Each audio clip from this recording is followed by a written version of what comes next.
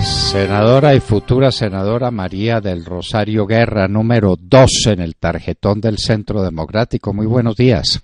Muy buenos días, doctor Fernando, para usted, para sus oyentes, para sus compañeros de la mesa. Les deseo, porque no había tenido la posibilidad, un feliz año, que confío que Dios derrame muchas bendiciones sobre todos esa audiencia maravillosa de la hora de la verdad. Que derrame bendiciones sobre nosotros porque las necesitamos todos. Esto sin la ayuda de Dios no sale a ninguna parte.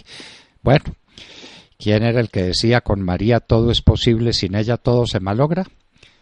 Nada menos que el primero que le dio la vuelta al mundo, Sebastián Elcano, que fue el sobreviviente de la expedición de Magallanes. Con María todo es posible, sin ella todo se malogra. Si no confiamos en Dios, estamos definitivamente perdidos. Bueno, senadora, usted es especialista en estas materias. ¿No será oportuno que hagamos un balance de la situación económica que nos deja Juan Manuel Santos con las cifras que tenemos al cierre del año 2017? Por supuesto, doctor Fernando, el año 2017 fue un año supremamente malo para la economía colombiana. Fue un año que golpeó duramente los bolsillos de los colombianos. Ahí no se salvó ninguno, por supuesto, con un mayor impacto sobre los de menores ingresos. Y esto, lo saben los colombianos, se debió fundamentalmente a que como consecuencia de ese derroche presupuestal de casi 6 años, una reforma tributaria que aumentó el IVA, golpeó duramente la confianza de los consumidores y la dejó en negativo y la mantuvo en negativo todo el año, lo cual frenó el gasto, y con la frenada del gasto se frenó el crecimiento de la economía por la vía de la demanda, sino también que afectó significativamente al sector industrial, porque acuérdese, y los oyentes lo saben, que esto es un círculo. En la medida en que haya quien compre los bienes y servicios, en esa medida los que producen esos bienes y servicios también dinamizan su capacidad productiva. ¿Y qué encontramos entonces? Encontramos que la confianza del consumidor cerró en negativo, cerró en menos 6 puntos en negativo. La confianza industrial cerró en un negativo mayor que la confianza del consumidor. Estaba para la última cifra, que era la de noviembre, en menos 10 puntos, y claramente cayó también la confianza comercial. Y cuando uno ve las encuestas que hacen sobre todo al sector comercio, el sector comercio en general pudo haber estado la caída, porque no ha salido el resultado definitivo, según muchos pequeños y medianos negocios, en cerca de un 30%. Y parece, doctor Fernando y querido oyente, que el mes de diciembre, que siempre se espera como uno de los meses de mejor comportamiento para el sector comercio, precisamente porque la época de la Navidad es una época de una temporada alta para ellos desde el punto de vista de una mejor dinámica del gasto, lamentablemente parece que no en todos los sectores fue así. Entonces, hay un primer indicador que es la confianza deteriorada en todos los sectores. Hay un segundo indicador que nos deja el año 2017 y fue el crecimiento de la economía. El crecimiento de la economía va a estar alrededor del 1.5%. Eso es un crecimiento pésimo, porque es un crecimiento menor al crecimiento de la población. Entonces no estamos produciendo los bienes y servicios ni siquiera que vayan a alcanzar a satisfacer ese crecimiento de la demanda poblacional, que de hecho ya en Colombia es baja, que está alrededor del 1.9%. O sea que aquí hay un segundo tema que se concatena con el primero, que tiene que ver con el gasto, que es precisamente el mal comportamiento, el crecimiento de la economía medido por el Producto Interno Bruto. Pero hay un tercer elemento de preocupación y es lo endeudado que nos dejó el 2017 y nos va a dejar Juan Manuel Santos cuando se vaya el 7 de agosto, la economía colombiana. La deuda del sistema público no financiero cerró sobre el 54% del Producto Interno Bruto, y la del Gobierno Nacional Central, o sea, básicamente el Ejecutivo Nacional va a cerrar alrededor del 44%. O sea, lo que estamos viendo claramente es que de cada 100 pesos que se produce en el país, todo el sector público que no tiene que ver con la parte financiera termina con una deuda de 54 pesos.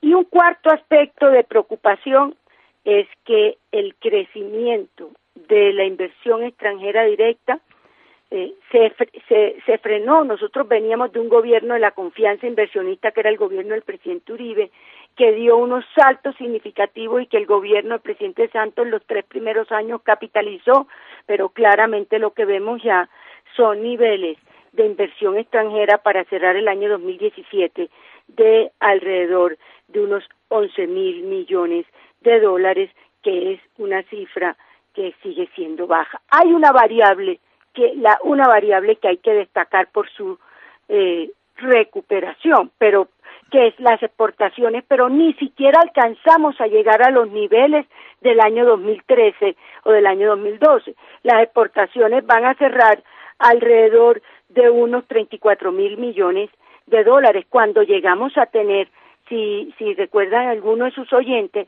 llegamos a tener una cifra cercana a los 39.000 millones de dólares de exportación. Se recuperó algo, con relación al año anterior alcanzó a recuperarse, pero no a los niveles que habíamos visto al comienzo de la presente década. Y el desempleo, que aparentemente mejoró porque cerró sobre el 8.4%, pero sabemos que la informalidad no cayó.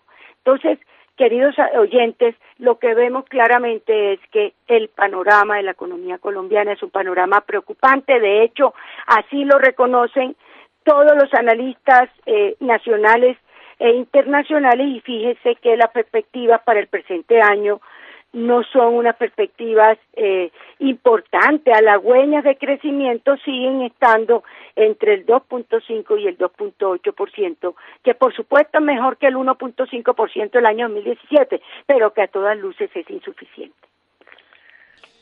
Senadora, aquí hay unos asuntos que hay que tratar con cuidado. Usted no se refirió al déficit fiscal, y el déficit fiscal tiene ahogado este país.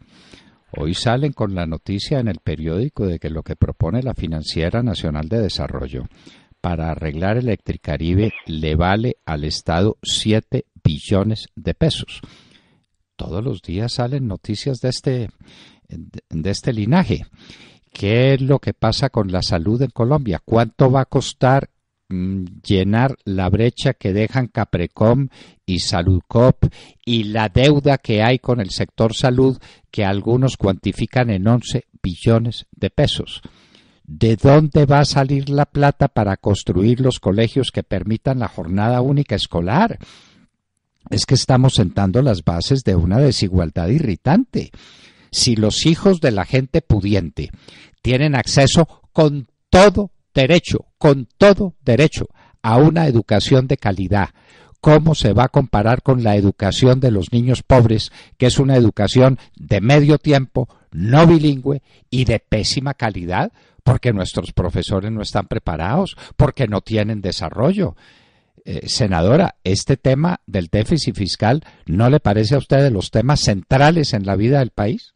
Pero por supuesto, doctor Fernando, porque cuando vemos, por un lado, ese crecimiento por el derroche que hubo en el gasto público, y por otro, cómo a pesar de 5 reformas tributarias en los últimos 7 años, el recaudo tributario, que no ha salido la última cifra de diciembre, pero puede estar alrededor, según los últimos reportes, el recaudo podía estar alrededor de los 125 billones de pesos.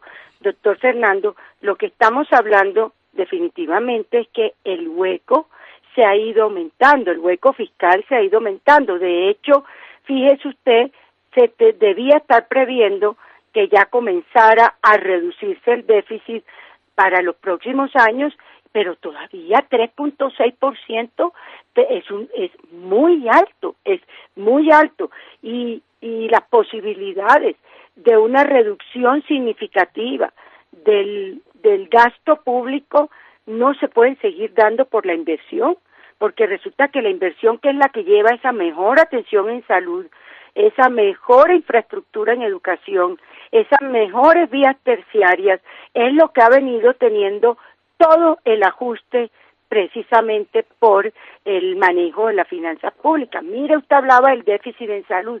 Una reunión que tuvimos el año pasado con el sector salud nos mostraba que, sumado la deuda de los públicos y los privados con el sector salud, podía rondar los 14 billones de pesos, de los cuales se estimaba que del sector público podían ser cerca de 7.1 billones de pesos, y eso no está en ningún presupuesto, y eso es lo que tiene a mucho hospital hoy al borde del cierre o ya cerrando servicios. Donde uno va, doctor Fernando, en este recorrido político como candidata al Senado por el Centro Democrático, la número 2 en la lista, el primer tema que sale en los ciudadanos es la dificultad para una buena atención en salud en términos de oportunidad en las citas médicas y en las citas de especialistas, y en que les entreguen los medicamentos cuando tienen derecho a ellos. Y por el otro lado, las entidades, sean públicas o privadas, IPS, prestadoras del servicio, por la deuda. Mire el caso, yo quiero insistir, por ejemplo, de lo que pasó con Saludco, con Café Salud y ahora con Medimás. No hay derecho que sean los usuarios y los más pobres del país los que terminaron pagando la pésima decisión de la Supersalud de no haberle exigido a Medimás de tener la infraestructura para acoger los casi de 5 millones de usuarios de Café Salud. Entonces, ¿qué pasa? La atención es pésima. ¿Y para quién es esa atención? Pues para las personas de más bajos recursos, y lo digo porque en las zonas rurales han sufrido los efectos de esa decisión. Entonces, aquí está el tema en salud, pero no menor, y usted lo tocó, el tema de la jornada única, que es fundamental si queremos mejorar la calidad de la educación, sacar a los niños de la calle con más deporte, con más cultura, con más tecnología, con más actividades en la escuela. Pues sabemos que la sola mejoramiento de la infraestructura de cerca de 30.000 aulas para que se mejore su infraestructura y su dotación, cerca de 15 billones de pesos en 10 años. Y a eso súmele el sector agropecuario. La misión del sector agropecuario, la misión rural, estimó en cerca de 13 billones de pesos anuales durante los próximos 10 años si queríamos cerrar la brecha en el sector rural. Entonces estamos hablando de que lo que es esencial en el país, estos tres sectores, por solo mencionarlos a ellos, fíjese usted, doctor Fernando, no lo vamos a poder hacer simple y llanamente porque derrochamos bonanza petrolera, derrochamos ese crecimiento en los impuestos y fuera de eso nos agigantamos en la nómina, que es ahora una nómina cercana a los 6 billones de pesos, con cerca de 19.700 nuevos cargos públicos y 74.000 nuevos contratistas.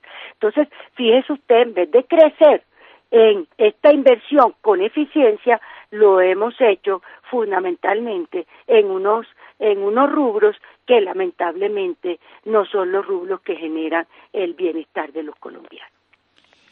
Qué candidata a la presidencia de la República la que teníamos, pero qué candidata al Senado de la República la que tenemos. María del Rosario, usted viene de una de las regiones más afligidas del país por la corrupción electoral. A sus coterráneos, a la gente más pobre, la acostumbraron a que el día de las elecciones es el día en que le pagan unos pesos, en que le dan unas miserias, en que le dan unas migajas, para robárselos después, y lo mantienen en la miseria. Hace poco le decía a una coterránea suya, mujer, si sabía que la Mojana Sucreña era uno de los sitios más fértiles de la tierra, con la capa vegetal más profunda del mundo y con unas posibilidades de desarrollo inmenso. Me miró como si le estuviera hablando de la llegada de los ovnis. No tenía la menor idea de que los sucreños viven una pobreza infinita en medio de la riqueza. ¿Y por qué? Porque los han corrompido, porque les compran el voto. Usted tiene que batirse en ese medio, con el presidente Uribe a la cabeza y usted con el número 2 del tarjetón. ¿Usted cree que este año sí sus coterráneos despertarán y que se darán cuenta de que su miseria es producida por los que les compran los votos el día de las elecciones?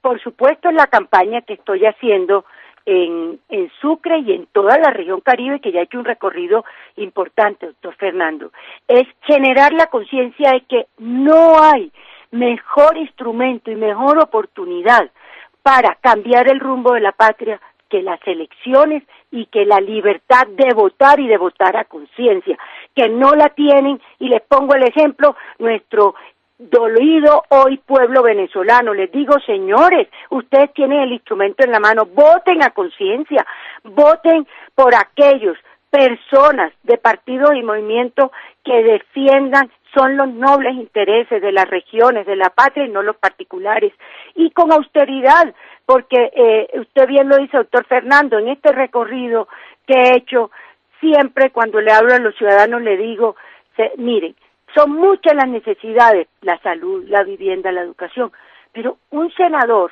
no puede porque le miente a los colombianos si le está haciendo ofrecimiento de que le va a dar, si no le dan dinero le va a dar en obras y le va a dar en proyectos, porque la labor nuestra es una labor de debate de hacerle el control al gobierno que nos corresponde, de debate de las políticas que se están impulsando, de debate del presupuesto y orientar bien esa inversión pública, y por supuesto de gestión de frente a la ciudadanía de los grandes proyectos que requiere la ciudad. Pero ¿qué es lo que uno ve? Que entonces se comienzan a ofrecer cosas que no pueden lograr, y ha desencantado por la vía de la compra del voto y por la vía de la falsa promesa, han desencantado a los electores, sobre todo a los jóvenes, que son los que deberían dar ejemplo de buenas costumbres en la política. Entonces la campaña es esa, es una campaña de abrirnos a los retos que hay en la región, de cómo desde el Congreso, a través de los debates, a través de la gestión en los debates del presupuesto, de la inversión, de ser una voz ante las entidades del Estado para defender los proyectos importantes para la región. Usted hablaba de La Mojana, 400.000 hectáreas. ¿Cuántas inversiones no se han hecho para hacer productiva La Mojana? Después de la ola invernal del año 2010, acuérdese que el gobierno Juan Manuel Santos le ofreció 600.000 millones de pesos para La Mojana, para su recuperación, pues esa inversión no ha llegado ni al 15%, pero entre otras cosas, acuérdese también que aquí lo que se ha presentado es nuevamente rompimiento de diques, como 3 que tuvimos el año pasado que inundaron al municipio de Guaranda, pero no vemos soluciones definitivas. Entonces, doctor Fernando, la campaña nuestra es una campaña puerta a puerta de diálogo con los ciudadanos. Allá estuvimos con el presidente Uribe y con nuestro candidato Iván Duque el 12 de enero en Coveñas, en Sincelejo, en Corozal, con mucho entusiasmo de los ciudadanos, porque el Centro Democrático inspira confianza, inspira cambio, inspira esperanza, pero ahora nos toca materializar esas ilusiones para que se vuelva un voto y que el día de las elecciones o días antes no se cambien por el dinero. Y sí hay dinero de la mermelada, doctor Fernando, sí lo hay, y por eso yo pido desde ya a los organismos competentes que vigilen. Mire, lo difícil que le voy a decir 3 temas, qué pena que me salga, pero me parecen fundamentales por lo que he vivido. 3 temas que a pesar de la legislación y a pesar de los esfuerzos, lo que están llevando es una mayor informalidad y, por supuesto, corrupción en el tema electoral. Primero, lo difícil que ha sido abrir una cuenta bancaria para el Congreso. Son no semanas, más de un mes para poder abrir una cuenta bancaria y poder hacer, como Dios manda, todos los trámites a través de esa cuenta única bancaria. Y entre otras cosas porque restringen las sucursales y todo donde uno puede hacer los depósitos para recibir los aportes. Segundo, doctor Fernando, el papeleo con el loable criterio de poder controlar bien de dónde vienen los recursos, se ha exigido tanta papel que eso está llevando ahora que no le quieran a uno donar y aportar recursos. Entonces usted sabe que cuando uno es correcto y uno financia sus campañas con recursos que vienen o de su patrimonio, de donaciones de personas o decentes, pues resulta que está llevando definitivamente a que se caigan los aportes a las campañas, y por esa vía, ¿a quién favorece? A aquellos que vienen con la ilegalidad, con la mermelada y con el dinero del erario público. Y tercero, que también me parece importante, aquí no hay control en términos de publicidad. ¿Cuántas vallas debe tener cada uno? ¿Cuántos murales? Entonces está en la ley, pero nadie lo vigila. Todo eso hace que sea en contra de aquello que queremos apegarnos a la Constitución, a la ley y a la buena práctica del ejercicio público, y que terminen nuevamente beneficiando a los que han hecho en los últimos años una política con base en el erario público. Peor la teníamos en el plebiscito, senadora, déjeme que le recuerde. Cuando llegaba el plebiscito, todo el dinero del Estado estaba a disposición del sí. Toda la publicidad era del sí. En la televisión no salían sino recuerdos del sí, enseñanzas del sí, promesas del sí. El no estaba condenado. Y ese día nos levantamos los colombianos de la cama con la voluntad, con la decisión de no dejarnos poner ese yugo encima. Y derrotamos el sí. Ahora, cuando esta es la última esperanza del país, y cuando vamos a tener un candidato de unión, no se le olvide eso, senadora. Hoy eso como que no lo hemos digerido. Vamos a ganar las elecciones con un candidato de la unión en últimas, digámoslo con franqueza, uribista, porque las bases esenciales del programa son de derecha, centro derecha, dice. Bueno, en fin, hagamos pues esa concesión, porque nunca hemos sabido qué demonios es el centro, no importa, pero vamos a tener candidato ganador, vamos a tener presidente de la República y vamos a ganar las elecciones del 11 de marzo con personas como usted, en unas listas abiertas de muy difícil manejo, pero vamos a superar las dificultades. En su caso, ¿cuántas mujeres, cuánta gente del sector de opinión que hay en el país y cuántos costeños que digan de verdad necesitamos costeños que defiendan la costa y que no defiendan sus intereses y que no defiendan su clientela, van a votar por el número 2 del tarjetón? Espero que sean muchos los que voten por el número 2 del tarjetón del Centro Democrático al Senado. Yo estoy feliz, doctor Fernando, de que por el bien de Colombia, por el bien de los colombianos que tenemos la ilusión de que esta patria recupere el rumbo, se haya logrado ayer ese consenso de lograr esta consulta entre los tres candidatos. Y por supuesto, estoy volcada a trabajar para que el candidato Iván Duque del Centro Democrático sea el que gane, como los demás que tengan afinidad por la doctora Marta Lucía y por el doctor Ordoño hagan lo mismo. Pero lo importante es que vamos unidos, y unidos podemos ganar la primera vuelta presidencial, que es lo que debemos estar apostando. Sí, señora, porque este país no tiene otra esperanza. Si este país no revive ahora, si este país no cambia ahora su rumbo, vamos para ser como Venezuela, para que los niños se mueran de hambre y para que la gente pierda 12 kilos por año, que les resultará muy simpático a algunas señoras que quieran dieta, pero es que esto es catastrófico, y que a la gente la maten en la calle. El mayor índice de criminalidad en el mundo está en Venezuela, por Dios, y esa es la receta que nos tienen estos partidos que llaman de centro izquierda. Por Dios, la receta comunista y socialista que ha sido un fracaso en el mundo entero. El mundo se ha desarrollado gracias al capitalismo, a la libertad económica, al emprendimiento, a la gente, María del Rosario, la gente trabajando en la que labra su destino. No es el Estado el que repartiendo cosas puede cambiar el rumbo de la economía. Todo está en nuestras manos y vamos a ganar, ¿no le parece? Por supuesto que vamos a ganar y no podemos descansar. Aquellos oyentes que nos están ahora mismo siguiendo, son fundamentales promover esta consulta y muy seguramente van a tratar de permearla, doctor Fernando, los otros partidos que no llevan un proceso de escogencia mediante consulta, pero tenemos que masivamente, los que le queremos apostar, los del Centro Democrático, los que siguen a la doctora Marta Lucía, al ex procurador Ordóñez, tenemos que salir masivamente a votar y lograr que el mejor sea el candidato. Y por supuesto, yo como Centro Democrático y convencida de que tenemos un excelente candidato a la presidencia, estoy desde ya con las botas puestas recorriendo este país para defender la candidatura de Iván Duque. Yo quisiera, en estos días leí un mensaje, ahora que usted hablaba sobre lo del socialismo, lo del comunismo, que decía mientras en los cristianos se dice lo mío es tuyo, en el socialismo y el comunismo lo tuyo es mío. Ellos lo que están acostumbrados es apropiarse y gastar la plata y el esfuerzo de los demás. No, aquí hay que hacer el esfuerzo todo para sacar esta economía y este país adelante.